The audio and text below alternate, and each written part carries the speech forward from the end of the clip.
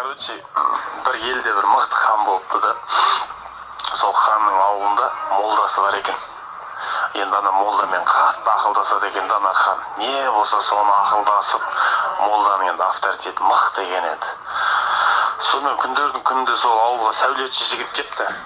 Сәулетші жігіт, архитектор жігіт келгенде, сонымен архитектор жігіт келіп, ана үйді салып, мына үйді салып, хан енді архитектормен общение кетіп қалған ғой бойша. Сонымен молда көре алмаған ғой. Молда көре алмай бір күн ханға келіп айтыпты: "О хан ием, түс көрдім. Түсімде сіздің әке-шешеңізді көрдім.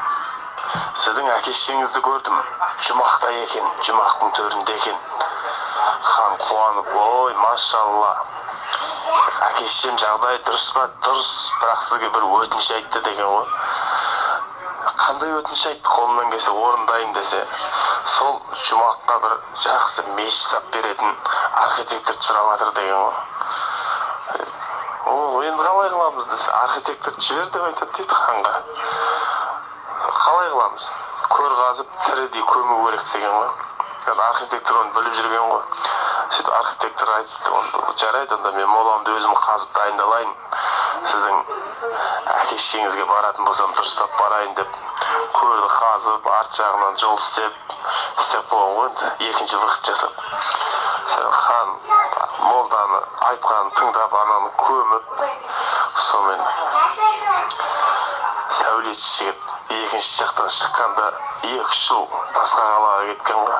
2-3 жылдан кейін қайтып келіпті. Қайтып келген екен, бәрі аң-таң болған ғой, естігенде. Сәулетші қайтып келді деп хан алдына шақырып: "Не болды сәулетшім, айт" деген ғой. "Аллаға шүкір, хан ием, әке-шешеңіз жұмақта шалқып өмір сүріп жатыр. Мешітін салып бердім.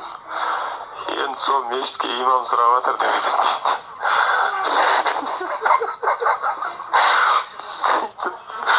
Сөйтіп енді қайтеміз десе, молданың көміп жүріп